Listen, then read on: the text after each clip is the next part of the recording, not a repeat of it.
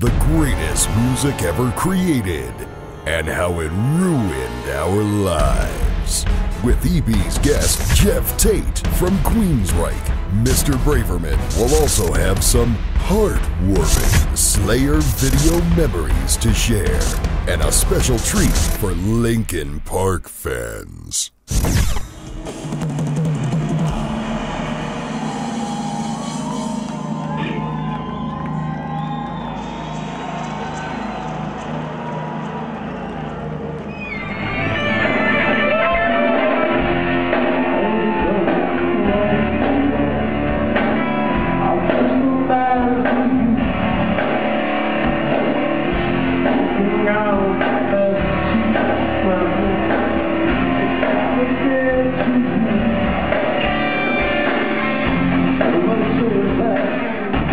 Queensryche Geoff Tate.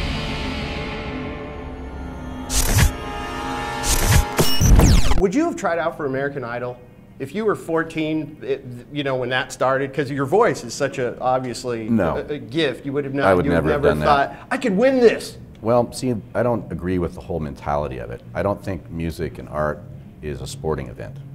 I don't think it should be competitive, because music and art is subjective. It's all subjective, dependent upon someone's ability to take it in. Who's your favorite? You have a favorite singer? A favorite hard rock singer? No, I don't.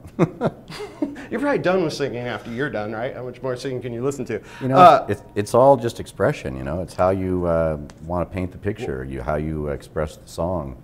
You know, there's a number of different ways you can do it. You can take 6 different singers and they're going to sing the song differently. You know, that's beautiful. Why do you think heavy metal is kind of a bad word or a bad connotation? Like, you know, it doesn't get the respect. So, like, for instance, how many times have you been on Jay Leno? Never. See, how can you have not ever been on Jay Leno and they got all these sappy things that couldn't sell 14 tickets to anything? Why aren't we mainstream? Well, I don't know if it's mainstream or just like yeah, it doesn't get the respect. It's complete mainstream. But the name of my show is The Greatest Music Ever Created and How It Ruined Our Lives. That's the show we're on right now. And I kind of look at that like the damage done, and people kind of look at us like we all are going to have a Motorhead shirt. If we like metal, we're all going to have a Motorhead shirt, you know, and be on something. Well, I'll give you my opinion. When you start putting all these different bands in a box and labeling it heavy metal, I don't believe in doing that, first off. But if you're going to do that, and we're going to talk in that way, there's a lot of stupidity in metal music. A lot of bands that, you know, they're not really saying anything interesting, in my opinion. There's a lot of angst, you know, and testosterone and, you know, this kind of thing, which, you know, cool, it's expression, you know, I'm all for that. But putting that in a mainstream format, it doesn't quite work. You like flamethrowers, don't you? I'm an American. Of course I love flamethrowers. Get a lot of this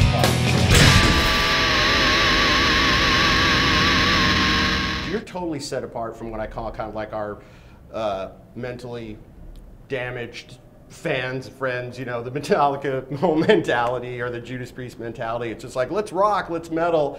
Your stuff from very early on, right up to your latest thing, the American Soldier thing, is all about dealing with emotional damage or trauma, again, in a real way.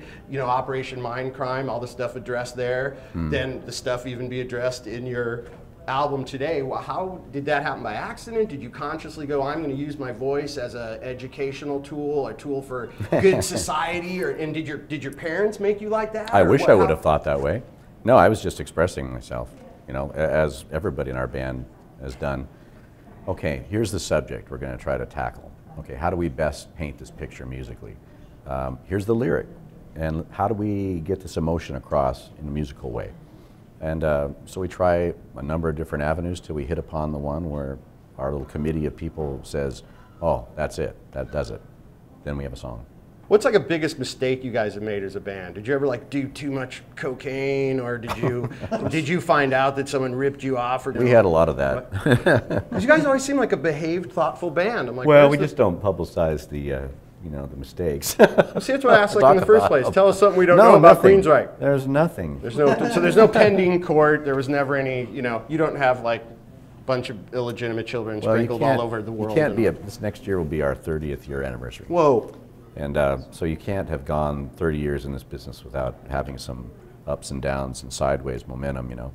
You know, we've had the loss of our major founding member, Chris DeGarmo, left. At the same time, our management dropped us. At the same time, our record company went out of business. Yikes. And we had to recover from all that, you know, and that was very difficult to do, very difficult. You know, when you take a founding member who's, you know, a major songwriter out of the band, all of a sudden you have this vehicle that can go, but it's missing an engine. So and he's pretty good. Yeah, he was a great guitar player and a great singer and a wonderful creative person. You ever talk to him anymore? I've talked to him several times a week. Okay, good. Yeah. Check it out. I got all the good stuff in the back. We can take all these guys out. Check this out. I got the good stuff over here. See that right there? See that right there? They wouldn't even know what hit them. Golf balls. Golf balls shoot out of that. Golf balls. They wouldn't even know what hit them. You hit a Linkin Park fan with a golf ball. A mile away. They'll dissolve. What about this head-crushing device? Check it out. Check this out over here. Look at this. Look at this. Flames. Bazookas. This thing goes around with claws. I'll bring them up and close to them and go this way. They say, yo, these clampers clamp down on them. Yeah. And then shoot them with this. You know, I'm thinking sexual mutilation. Shut up! And this is gonna kill him and blow him alive! I'm just thinking the sexual mutilation that could come about with that would be very good for their fans and their band. Their band or their fans.